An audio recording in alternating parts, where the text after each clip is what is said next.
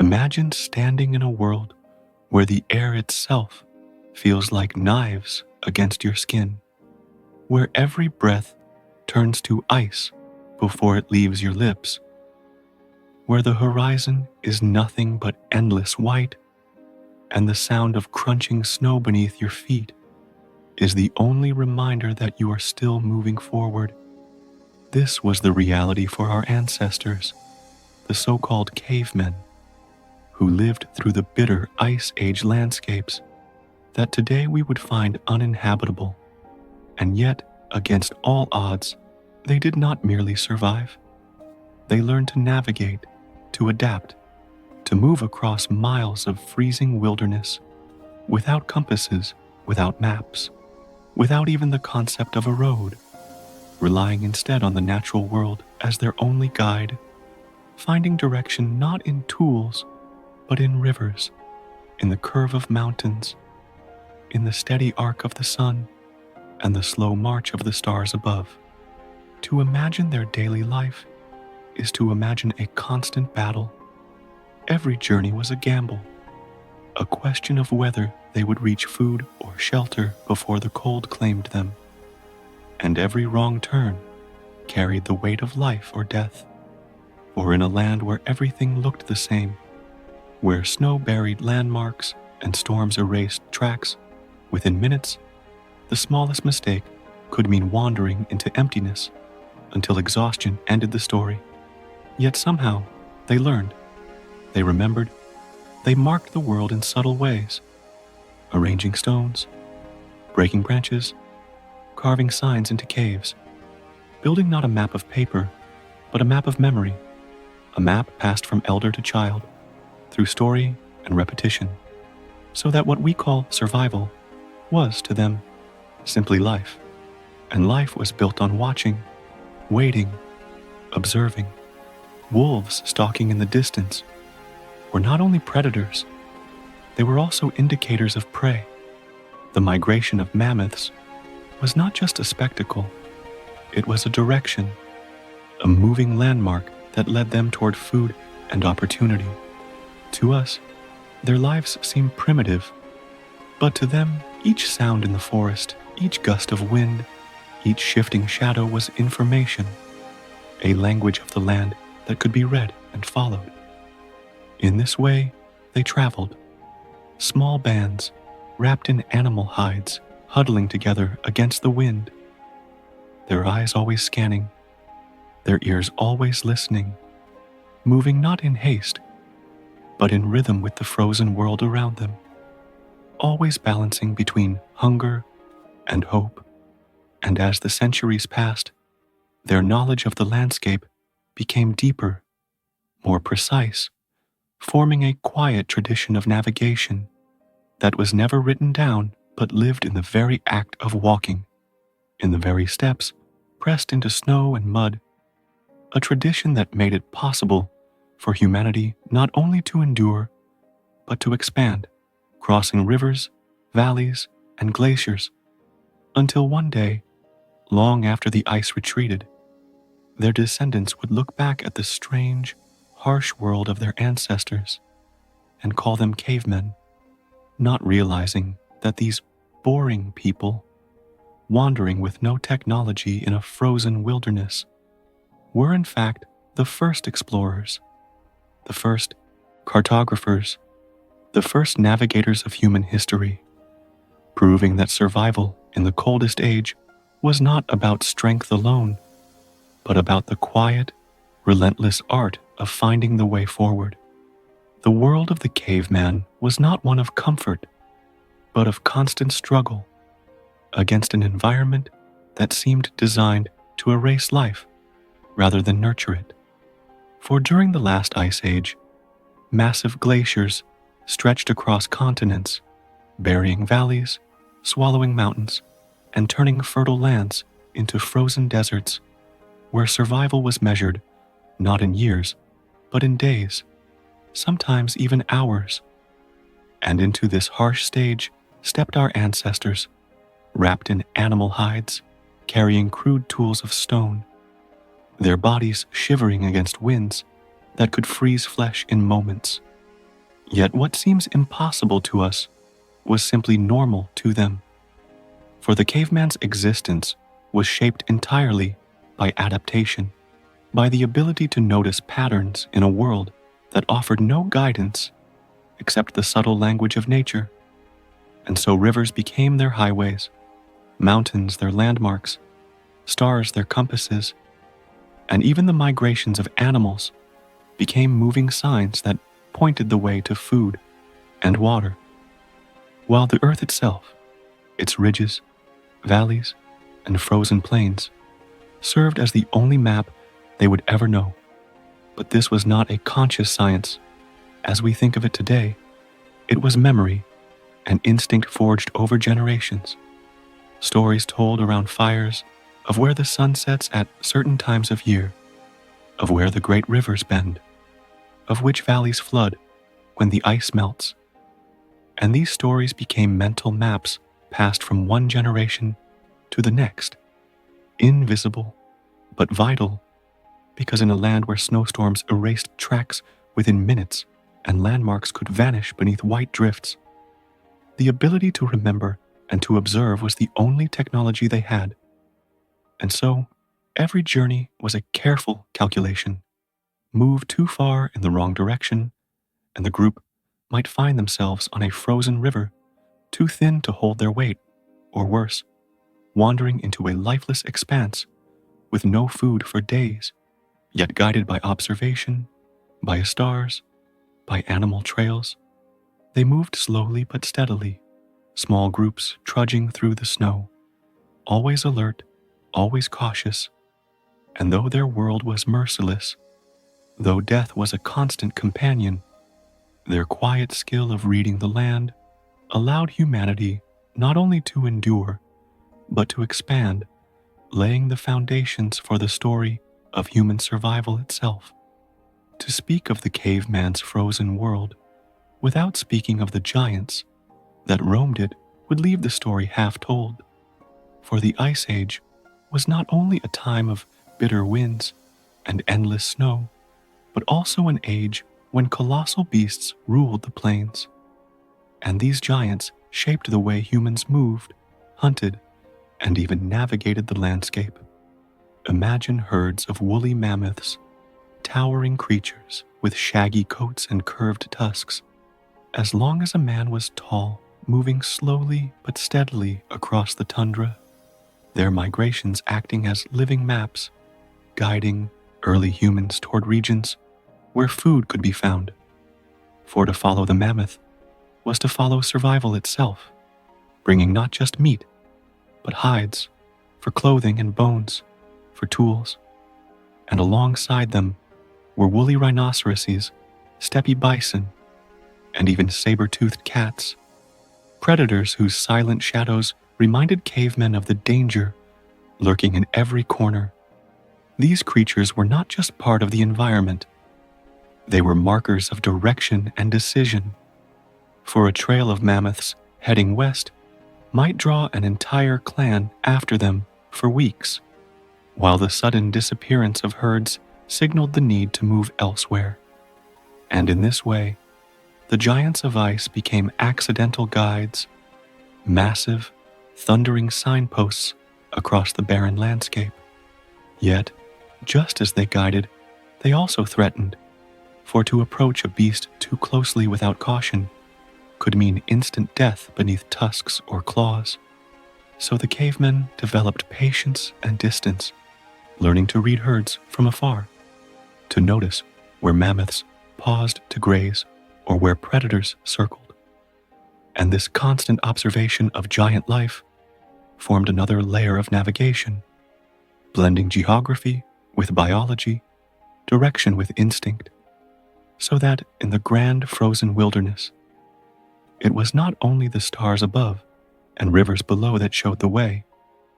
but also the living titans that shared the land, their colossal footsteps echoing across the Ice Age, as reminders that man's survival was forever tied to beasts much greater than himself. When we imagine the caveman staring upward into the endless cold night, it is easy to think of him as ignorant, lost beneath a sky he could not possibly understand. Yet the truth is far more impressive, for the heavens became one of his greatest tools,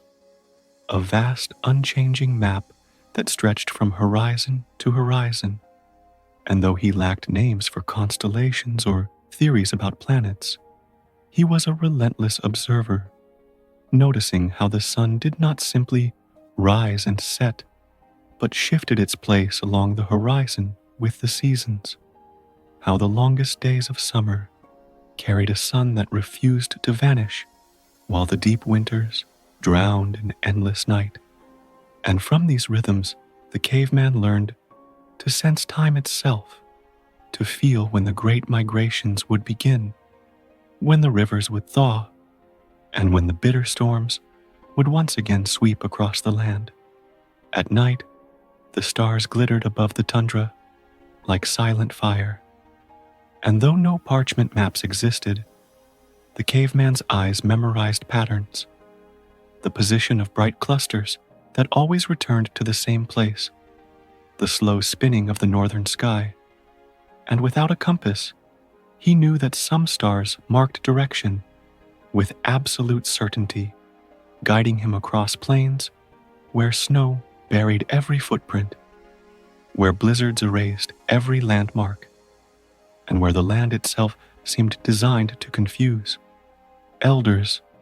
those who had walked the land for decades, carried in their minds a catalog of these stellar signposts, and they passed them on in story and ritual, speaking not in scientific words but in practical warnings. Follow the line of those stars, and you will reach the valley where rivers bend.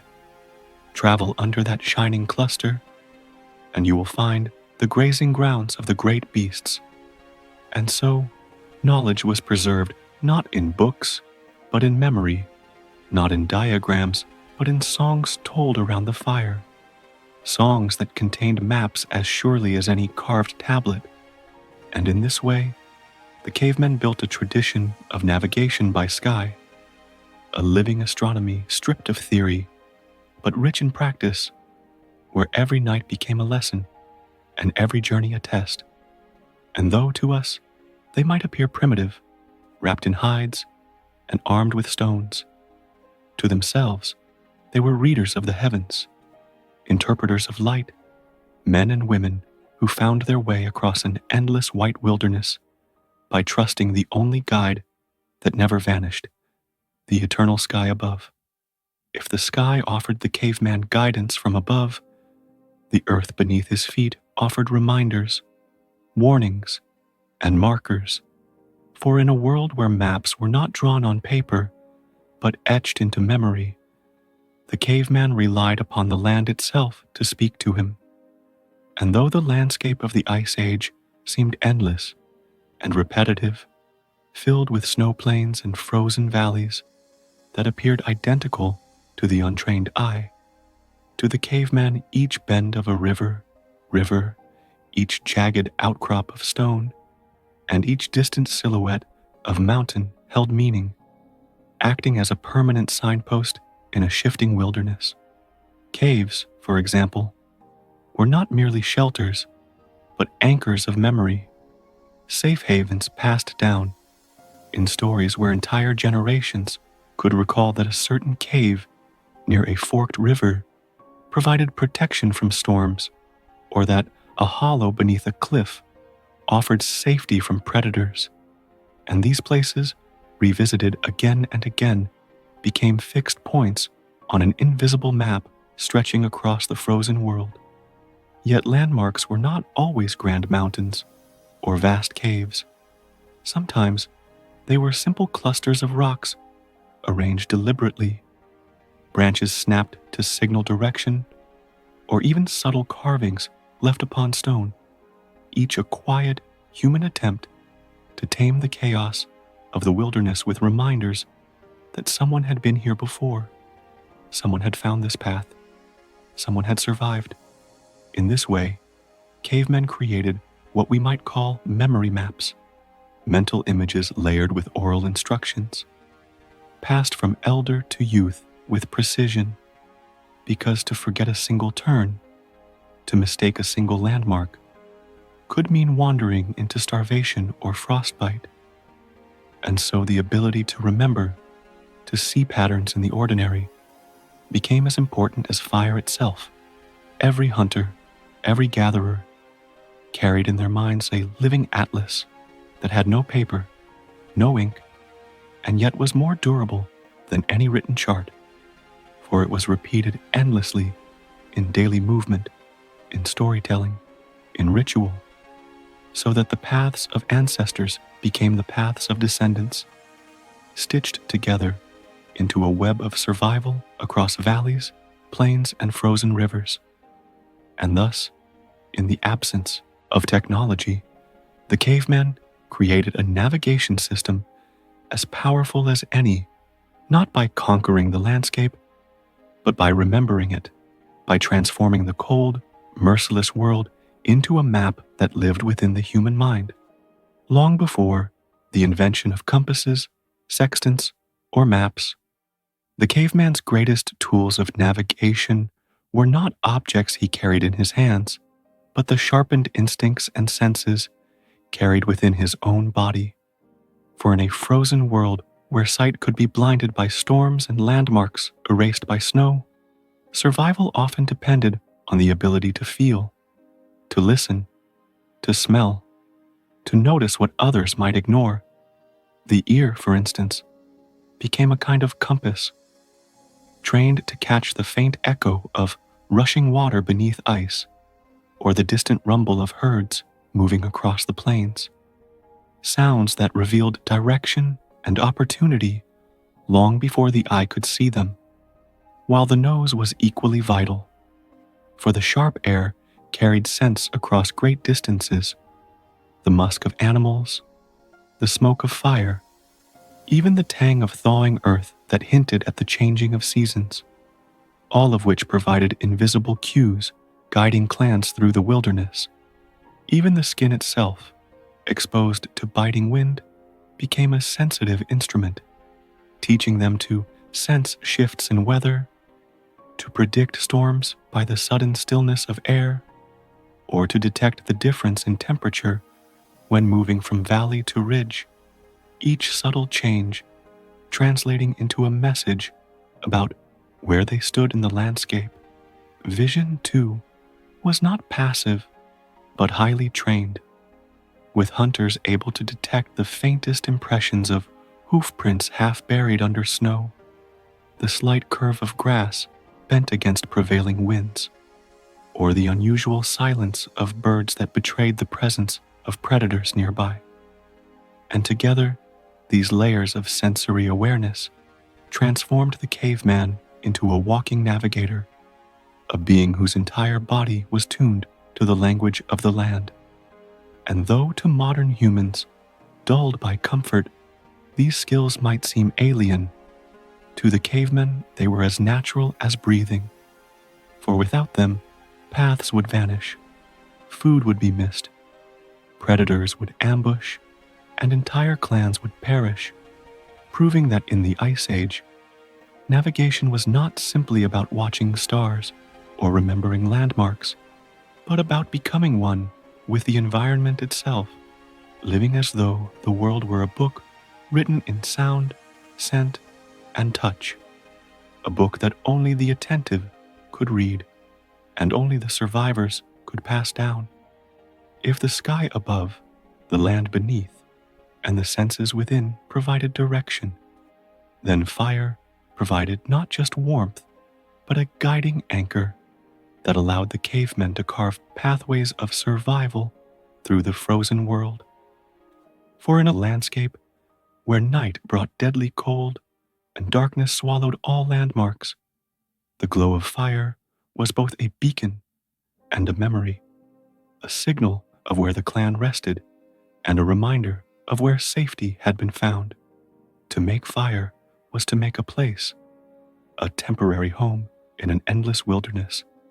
And these places were remembered and revisited, woven into the oral maps of families as points along the greater journey, so that a clearing where fire once burned could guide them back to water or to a safe cave long after the flames had vanished. Yet fire was more than shelter. It was also a compass of courage, for the flickering light held predators at bay, its smoke rising into the sky as a marker seen from a distance, a vertical signpost against the horizontal monotony of the tundra. And in this way, flames gave direction both physically and psychologically. For where fire was, people were, and where people were, survival was possible. Moreover, the control of fire allowed cavemen to extend their journeys into the darkness, to push further across rivers and plains without waiting for the short daylight hours of winter, and it offered a center point for group navigation, since small clans traveling separately could use fire to find one another again, to reunite after hunting or migration, turning sparks into signals across the vast silence of ice. And perhaps most importantly, fire anchored the memory of stories, for it was around its warmth that elders taught the young the roots of rivers, the positions of stars, the signs of animal migration, embedding in their minds the invisible maps that would be carried into the next generation, proving that fire was not only a tool of heat and light, but also of navigation, a human-made landmark against the chaos of nature, a portable sun that lit the way forward through the coldest chapters of human history. In the endless struggle of the Ice Age, the caveman was never truly alone, for the most powerful tool of navigation was not the mountain, the river, the star, or even the fire, but the clan itself, the collective memory of many eyes, many ears, many footsteps woven together into a living compass that no single individual could ever equal. For while one elder remembered the curve of a valley, another recalled the season when herds crossed the river, while a hunter carried in his mind the sound of a distant waterfall, and a gatherer remembered the taste of roots found only in a certain stretch of soil, and together these fragments became a map far greater than any single mind could hold, a map preserved through conversation, ritual, and shared journeys. When clans migrated, they did not wander blindly, but moved like living caravans of memory, each person adding to the invisible chart with every observation, every caution, every discovery. And when storms forced them to huddle in caves, or when predators stalked the edges of their campfires, they told stories not for amusement, but for survival, repeating routes, retelling dangers, embedding direction into the minds of children so that knowledge would never die with one person, but echo through generations. And thus, the act of walking together was itself a form of navigation, for the strongest led the way, the keen-eyed scouted for danger, the experienced recalled the landmarks, and the young learned through repetition, forming a chain of memory that stretched across centuries. In this way, the clan was both a map and a compass, a shared library of experience where no stone, no tree, no star went unnoticed. And survival was guaranteed not by individual brilliance, but by collective wisdom, by the simple truth that many minds navigating together could conquer a frozen world where solitude meant certain death, proving that humanity's greatest invention was not a tool of stone or fire, but the ability to cooperate, to preserve memory together, and to walk as one through the merciless wilderness. When the cavemen gazed at the sky or traced the lines of rivers and mountains, they did not see these things as cold, meaningless objects, but as parts of a living story. For in the absence of written maps, myth became the compass, ritual became the instruction, and belief became the invisible ink that marked the paths of survival across the frozen earth. And so, a star was not merely a star, but perhaps the eye of a great beast watching over a valley. A mountain was not only stone, but the slumbering back of a giant whose form warned travelers of direction. A river was not simply water, but the track left behind by a god moving through the land. And by embedding geography into myth, the cavemen ensured that their children would never forget which way to walk, which place to avoid, which landmark to trust. For a story is remembered more easily than a bare fact, and so legends grew into maps disguised as tales. Around the fire, elders told how following the path of a certain constellation would lead to hunting grounds, how a cave marked with strange shapes was once the dwelling of spirits and therefore a safe shelter, how the call of certain animals signaled the nearness of water, and while modern minds might dismiss these as superstition, in truth they were coded survival lessons, oral cartography hidden in the wrapping of belief. Rituals, too, carried this navigational weight, for the repetition of dances, chants, and offerings often marked seasonal changes, reminding clans when to move, when to hunt, when to gather, anchoring human rhythm to the rhythm of the land, so that religion and navigation became inseparable, not because early humans were foolish, but because in their world, meaning and memory had to be bound tightly together to endure. And so, myth was not just comfort against the cold, but a system of memory, a way of inscribing roots and landmarks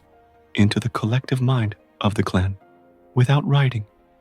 proving once again that survival in the Ice Age was never just about strength or chance, but about the subtle art of remembering the way forward through story, belief, and ritual. The first true maps, written not on stone, but on the imagination itself. To speak of navigation among the cavemen is to also speak of failure, for as much as the rivers, stars, fire, and memory could guide, the frozen world often conspired to erase every trace of direction. And the terror of being lost was perhaps the greatest fear of all. For imagine the endless whiteness of a blizzard, the sky and ground blending together until the horizon itself disappears. Footprints swallowed in seconds, familiar landmarks hidden behind walls of snow. And in that moment, even the most skilled hunter could lose his bearings, drifting further into danger with every step. To be lost in the Ice Age was not a minor mistake, but a death sentence, for the cold did not forgive hesitation, and hunger did not allow time for wandering. And so, entire clans learned to prepare against this fate by developing redundancies in memory, repeating routes endlessly, marking trails with stones or bones, sending scouts ahead but never too far, and always trusting the collective memory rather than the impulse of the individual. For one mind could falter, but many minds together could pull each other back. Yet despite all precautions, stories must have been told of those who vanished into storms, of hunters separated from their groups and never seen again, of desperate souls circling endlessly in the snow until exhaustion laid them to rest. And these stories too became lessons, warnings etched into clan tradition, reinforcing the discipline of observation, the importance of staying close, the need to respect the fury of weather. To be lost was to be erased from history, but to remember those losses was to sharpen the skill of survival. And thus, even failure became part of the invisible map passed on, a dark reminder that navigation was not a luxury of the Ice Age, but a fragile lifeline stretched thin across the frozen wilderness. where a single misstep could turn a journey into a grave. Though the cavemen carried no compasses, drew no maps on parchment,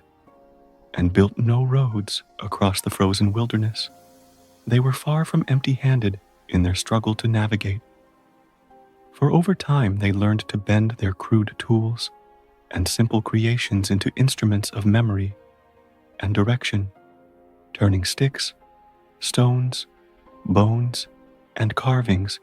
into silent guides across the land. And while these objects may seem primitive to us, they were vital markers in a world where storms erased footprints and rivers shifted with ice. So a pile of stones, carefully arranged in a certain shape, could mark the path back to a water source. A stick driven into the earth at an angle could point toward a valley where game was last seen. Bones left hanging from branches could warn of dangerous ground or predators nearby, and cave walls themselves became vast canvases not just of art, but of navigation, where painted lines of animals and stars served as reminders of migrations, seasons, and directions. These were not decorations, but memory anchors, a way of making the invisible visible, turning oral knowledge into physical signs that others could follow. Hunters, too, adapted their weapons as tools of guidance, using spears or staffs to measure direction by casting shadows or by aligning them with familiar landmarks to preserve bearings during travel. And while no caveman would have thought of such acts as technology, in truth, they were the first attempts at externalizing memory, at creating tools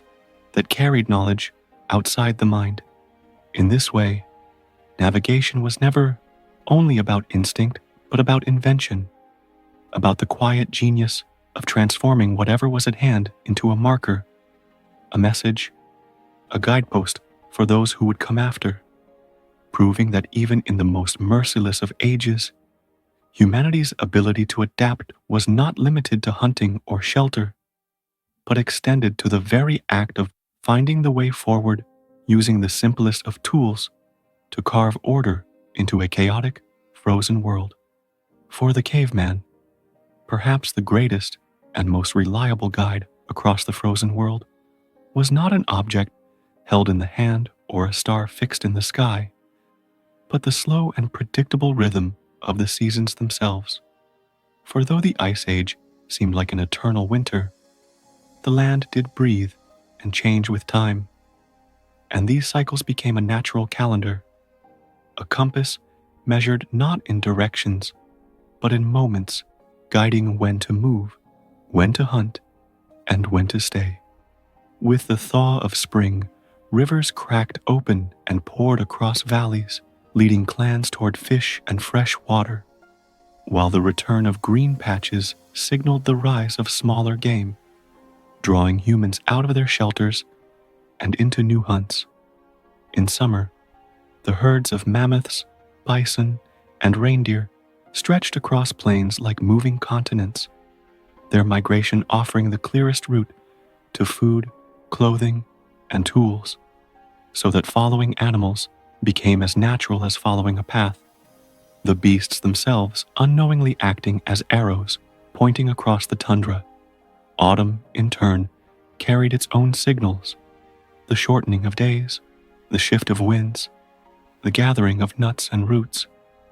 each a reminder that winter was approaching, that shelter must be found, that paths back to safe caves or valleys must be remembered with absolute clarity, for a single mistake in preparation could mean death for an entire clan. And when the great freeze of winter arrived, travel slowed, the land itself demanding stillness, and clans often huddled in familiar places, waiting for the cycle to begin anew, telling stories around the fire of when the ice would break,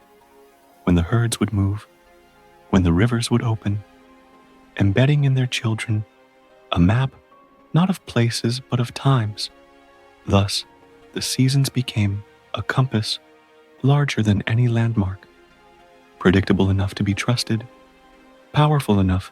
to dictate human survival. And through this rhythm, the cavemen learned that navigation was not only about moving across space, but also about moving through time, finding their place within the eternal turning of the earth. In the frozen expanse of the Ice Age, navigation was not only about finding the way toward food, water, or shelter, it was equally about knowing where not to go.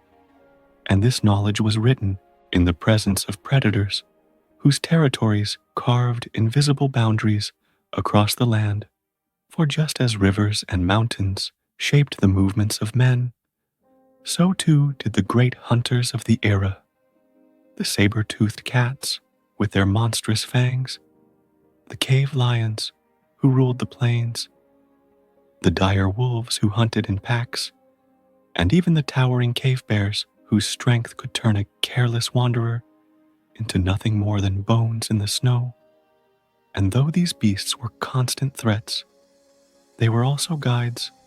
of a darker kind, shaping human migration by fear, caution, and memory. Every clan knew the places where death waited, the valleys where predators gathered to stalk herds, the caves that were better left untouched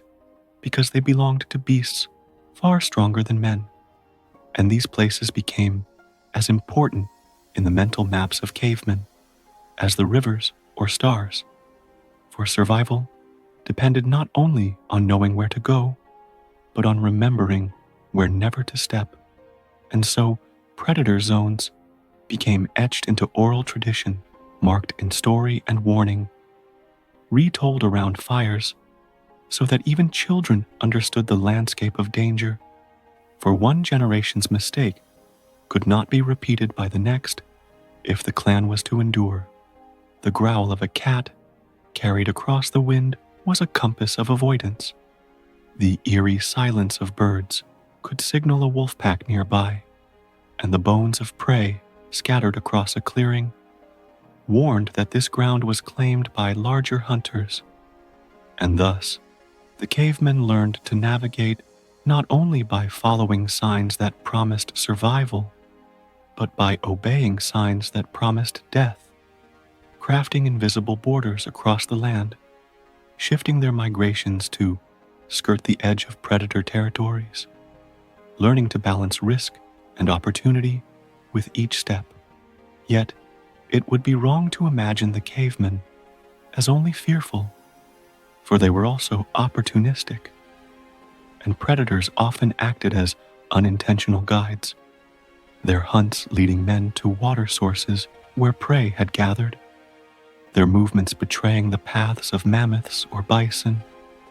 and the scavenged remains of predator kills offered not only food in desperate times, but also clues about where herds had recently passed, turning even danger into information that could be read and remembered.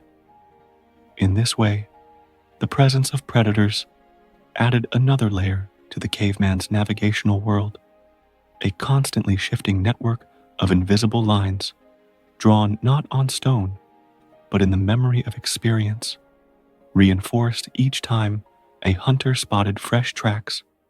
each time a clan skirted wide around a valley echoing with roars, each time a tale was told of those who had strayed too close and never returned. And so the predators themselves became landmarks, dark signposts of the Ice Age wilderness, shaping human roots as surely as mountains or rivers. And still, in spite of this fear, confrontation was inevitable, for sometimes the path to food led directly into the territories of the beasts. And in those moments, men relied on their collective strength, their fire, their sharpened weapons, their numbers, turning the dangerous border into contested ground, and victories in such places became legends woven into the oral maps of clans, so that long after the battle, the site of the struggle lived on as a reference, remembered as the place where the great lion fell or the wolf pack was driven back, and these memories anchored the geography of the clan as much as a river bend or a star in the sky. Thus, predators shaped navigation in dual ways, as forces to avoid and as markers of meaning, reminders of danger and opportunities for memory, their presence forcing men to walk carefully, to think collectively, to remember deeply, until eventually the map of the Ice Age was not only one of paths and landmarks, but of territories defined by both man and beast. Each step across the snow weighed not only against hunger and cold, but against the silent, invisible boundaries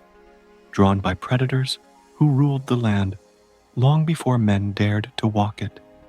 Among all the features that shaped the journeys of cavemen across the Ice Age wilderness, none were more vital and more treacherous than rivers, those endless arteries of the earth that cut through plains and mountains alike. For water was the key to life, the promise of fish, the path to fertile valleys, the signpost that could guide entire clans across otherwise featureless landscapes. And yet, in the frozen world, water was not always a friend, for it was as deadly as it was life-giving, freezing solid into sheets of ice that lured the unwary into traps where a single misstep could shatter the surface and swallow them whole. But still, rivers remained the great natural compass, winding lines etched into the land. And cavemen learned quickly that following their flow led to resources, to animal herds, to safe valleys where the ice thawed first,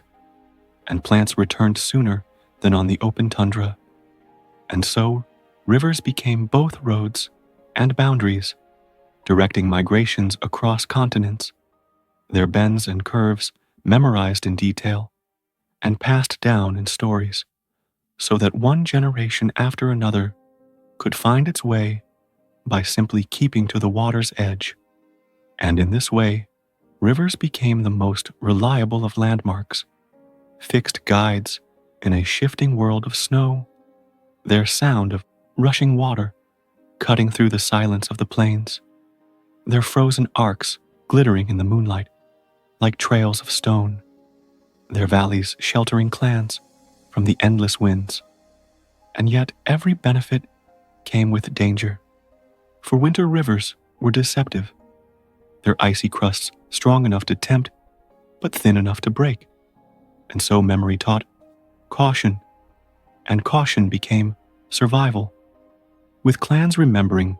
not only where rivers ran, but where they could be crossed safely, where the ice was thick, where hidden whirlpools claimed lives, where floods in spring roared suddenly and tore the unwary away.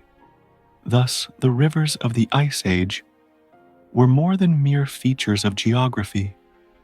They were living forces with personalities of their own, feared, respected, and never forgotten, so that in the oral maps of cavemen, water was always present, its roots forming the skeleton of movement, its dangers carved into legend. The rivers also acted as magnets for life, and this made them doubly important. For where water flowed, animals gathered, and where animals gathered, humans followed, turning rivers into long hunting corridors across which clans traveled year after year, knowing that the great herds would eventually pass along their banks. And in this sense, the rivers were not only maps, but calendars marking not just space but time, predicting when food would arrive and when the clan must move to meet it, so that navigation by river was navigation by survival itself. But beyond hunting, rivers also acted as cultural lines, places of gathering where groups might meet, trade, or share stories, where the memory of one clan's journey could mingle with another's, spreading knowledge of distant lands and new routes, weaving a wider network of human presence across the Ice Age world.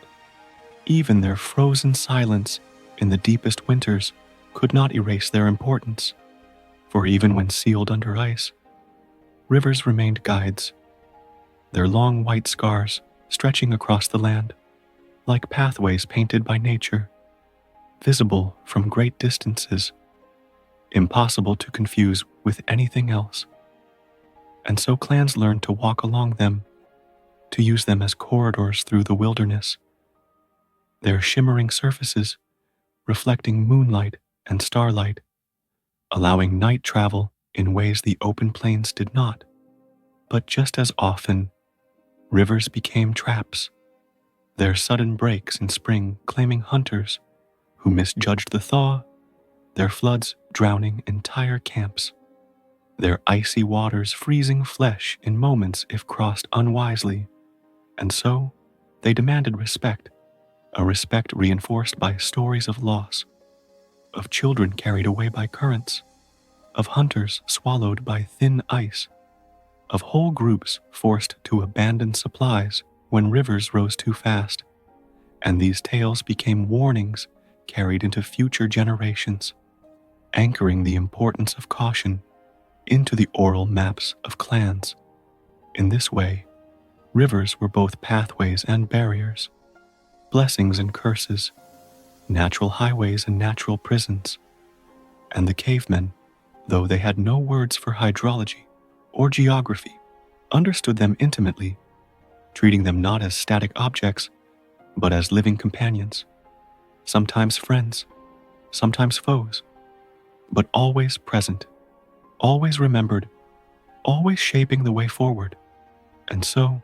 as humanity spread across the frozen continents, it was rivers that carried them, that carved their journeys, that preserved their stories,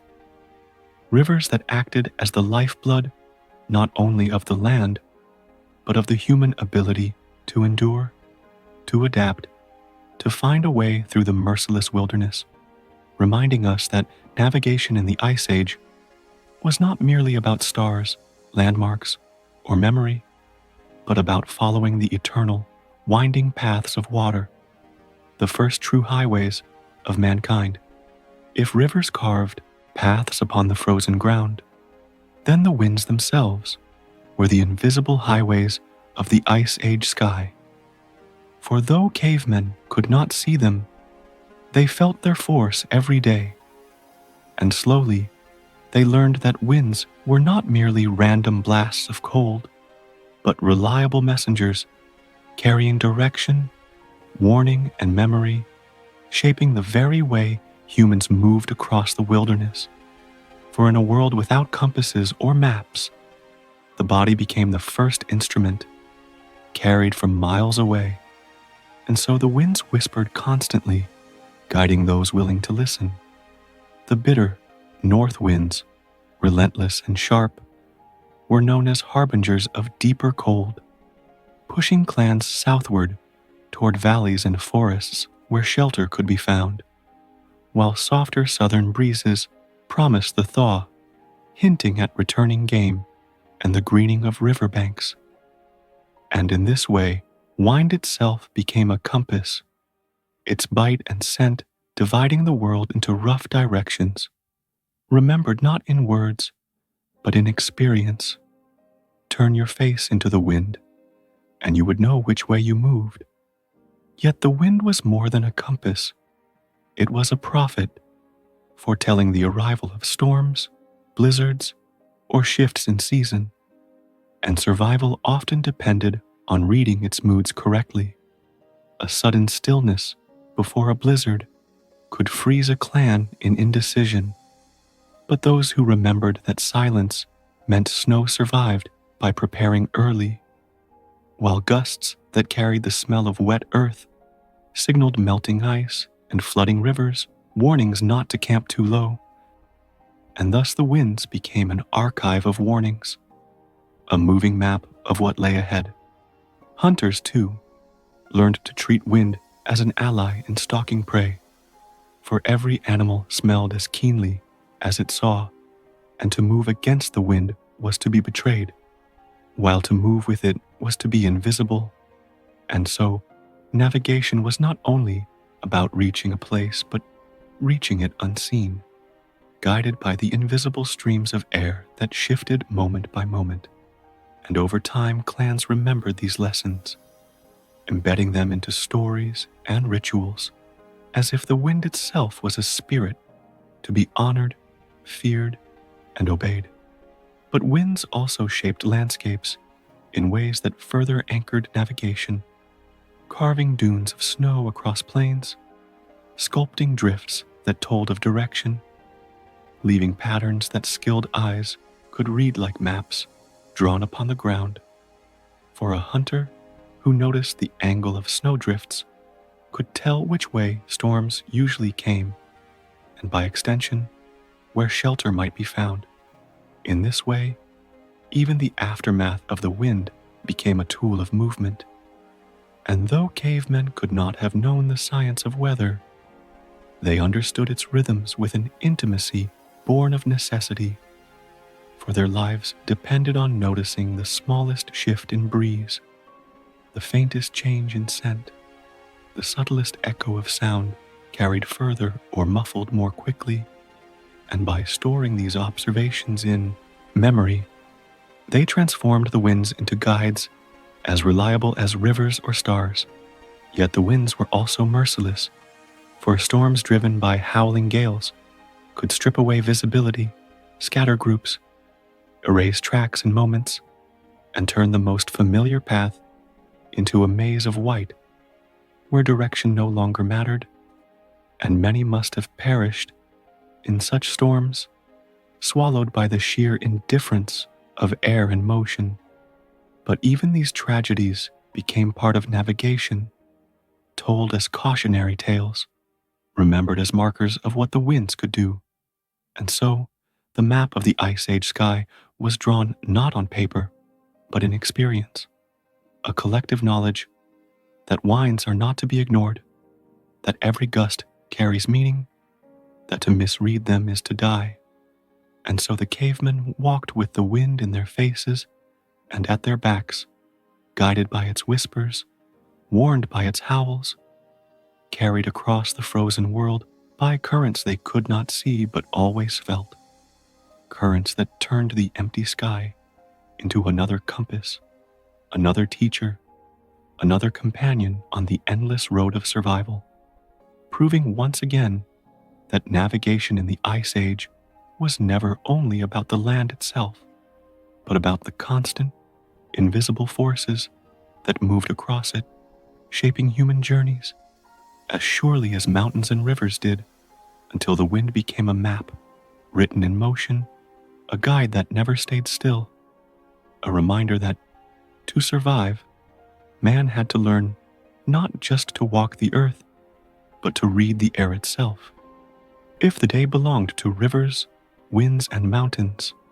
then the night was ruled by flame and shadow. For once the sun dropped beneath the horizon, the Ice Age world transformed into a landscape of mystery and fear, where familiar landmarks vanished into blackness, where predators prowled unseen, and where even the most certain hunter could become lost within a few steps. Yet man endured these hours, not by rejecting the night, but by learning to use its features, fire, moonlight, and darkness itself, as navigational guides. Fire was more than warmth or safety. It was a fixed point,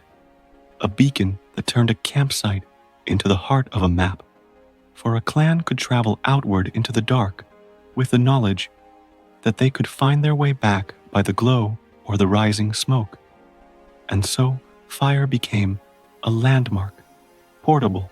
and permanent, its memory etched into every hunter's mind, a reminder of direction, even when all else was unseen, and to lose sight of fire was to lose one's place in the world. But fire was not only a signal, it was also a teacher, for by casting light it revealed how shadows stretched, how trees bent, how rocks caught the glow, and these lessons taught cavemen to understand the shapes of their environment in absence, to reconstruct in memory what could not always be seen, so that even in darkness, the mind carried its own fire, remembering outlines and forms when the flame was gone. Yet above the fire ruled another light, one far older and colder, the moon, which floated as the great torch of the sky, waxing and waning, yet always returning, a clock as much as a compass, its position marking directions, its phases measuring time, its silver glow reflecting upon snow and ice so strongly that entire valleys could glow as though washed in pale daylight, granting hunters the chance to travel or stalk even after sunset. And this moonlight, constant across the generations, became as reliable as rivers and stars. A companion followed instinctively, its rising in the east and falling in the west, carving invisible lines of direction across the sky that required no words, no tools, only eyes and memory. Yet just as important as light was darkness itself, for the absence of vision sharpened the other senses, and cavemen learned to navigate at night by sound. The rush of a river, louder than in day, the howl of wind shifting through valleys, the distant cries of beasts echoing through the stillness. And these auditory cues created a different kind of map, a map not seen but heard, a geography of echoes and silences, where every sound revealed distance, shape, and movement, so that a clan could follow the path of a stream without seeing it, or recognize the outline of a cliff by the way the wind whistled against its face. The darkness also carried smell further, the musk of animals on the move, the smoke of another clan's fire, the scent of thawing earth, and these became further tools of orientation, teaching humans that navigation was never only a matter of sight, but a symphony of all senses working together, especially when light failed. Still, fire remained the heart of human night, and to move away from it was to risk becoming prey. So in time, cavemen carried embers with them, portable sparks that ensured that wherever they went, they carried a piece of the map, a light that could be rekindled into a beacon, making night less absolute, less terrifying, less directionless. But it is worth remembering that night travel was not only about fear, it was also opportunity, for predators often moved under darkness, and so did herds, and those bold enough to follow by moonlight could find themselves rewarded with food when others starved. And in these moments, the moon and fire worked together, one illuminating the land from above, the other anchoring man from below, creating a navigational system that was both celestial and earthly, both eternal and fleeting, both cosmic and human. And so, the darkness, which at first seemed the greatest enemy of movement, became instead another teacher, shaping a way of travel that relied on fire for memory, on moonlight for direction, on sound and scent for depth, until cavemen could move as easily at night as in day, guided not by maps, but by the union of light and absence, flame and shadow, echo and silence, a union that turned even the deepest dark into a navigable world. In this way, fire and moonlight were not merely comforts, but compasses, and the darkness was not merely an obstacle, but a tool. And in their union, the cavemen found yet another way to cross the endless expanse of their frozen world, proving once again that survival was not only a matter of strength, but of perception, of learning to see even when sight was taken away, of finding paths not only in land and sky, but in flame, reflection, and silence itself, long before the invention of paper or ink, before compasses or carved charts. The true maps of the caveman were carried not in the hand, but in the mind, woven through memory and myth, for every journey across the Ice Age world was too vast, too dangerous, and too changeable to survive without being remembered. And so the brain became the most reliable compass, and the spoken word the vessel that passed landscapes from one generation to the next. To walk a valley once was to carve its shape into memory, to trace with footsteps the bend of a river, the shelter of a cave, the slope of a mountain. And once these paths were imprinted, they became mental maps, invisible yet permanent, guiding hunters back season after season. And though each man's recollection was vital, survival required more than individual memory. It required shared memory, and thus the art of storytelling became as crucial as fire. For through tales around the campfire,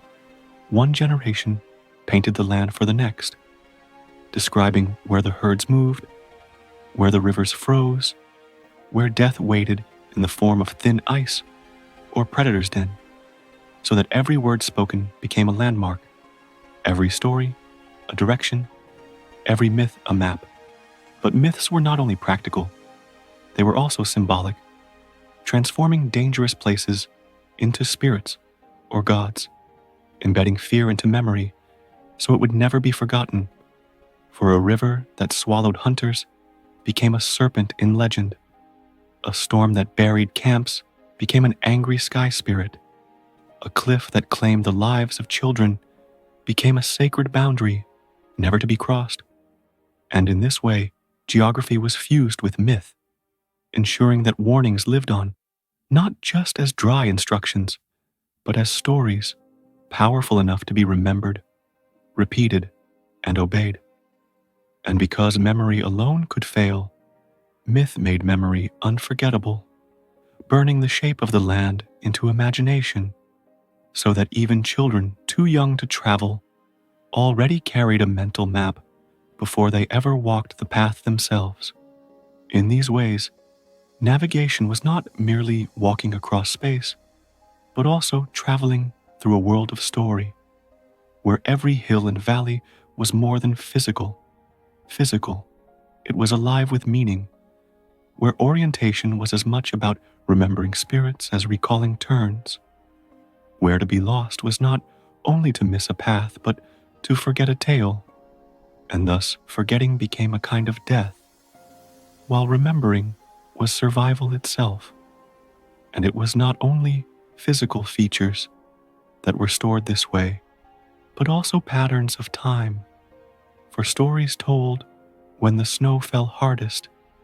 reminded the young that winter demanded stillness, while stories told when herds began to move reminded them to prepare for long journeys, embedding the cycles of seasons into myth just as firmly as the shapes of mountains, until the whole world became a living atlas, not on stone or parchment, but in voice and memory, updated with every hunt, every disaster, every discovery, so that navigation was less about where you were and more about remembering how the world had been, how it would be, and where man fit within it. Even the act of walking itself became memory in motion, footsteps retracing ancestral roots, bodies repeating the movements of forefathers. And in this repetition, memory was reinforced so that paths became traditions, and traditions became myth, and myth became the eternal compass that guided humanity across the ages. In the endless white of the Ice Age,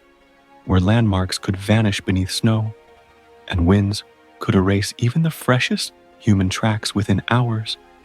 perhaps the most reliable maps were not made by men at all, but by beasts, for the great herds of mammoths, bison, aurochs,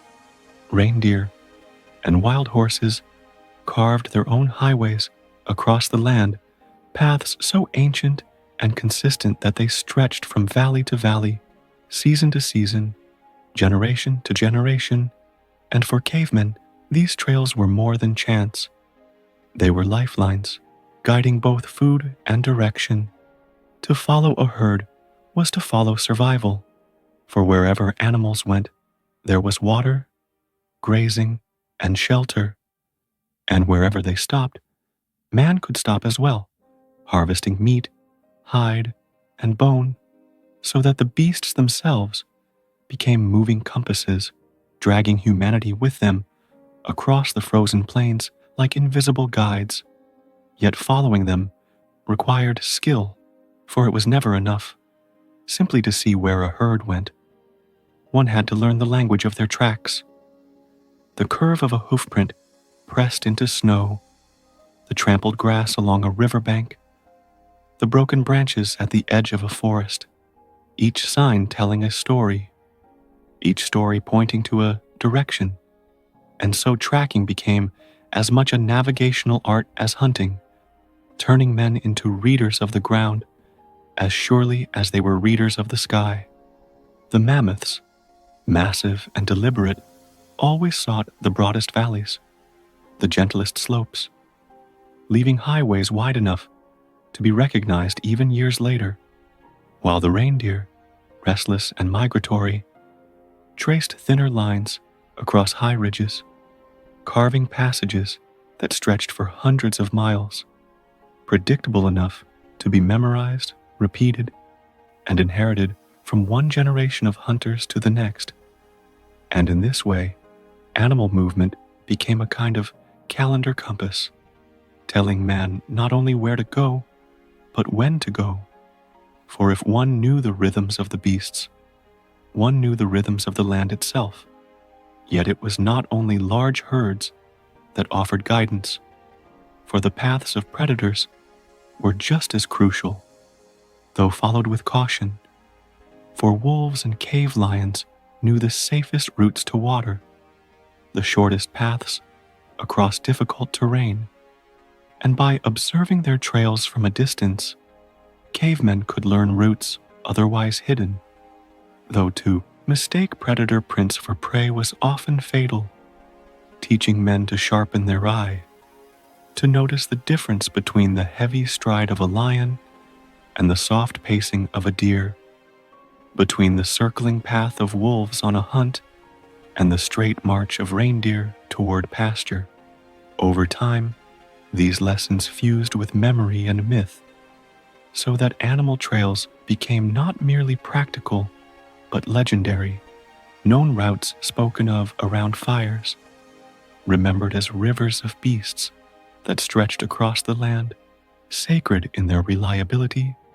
dangerous in their unpredictability, but always central to human survival. To ignore the herds was to starve. To lose sight of their direction was to be lost. And thus, the map of the Ice Age world was in many ways the map of its animals, written not on stone, but in hoofprints, not in ink,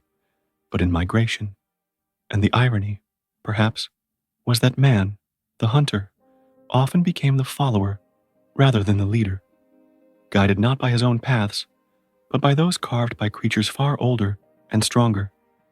until slowly, by chasing, observing, and imitating beasts, humanity learned not only how to navigate, but how to endure, finding in the rhythm of animal lives a mirror of their own, and turning the wilderness itself into a book whose letters were tracks, whose sentences were trails, whose chapters were migrations,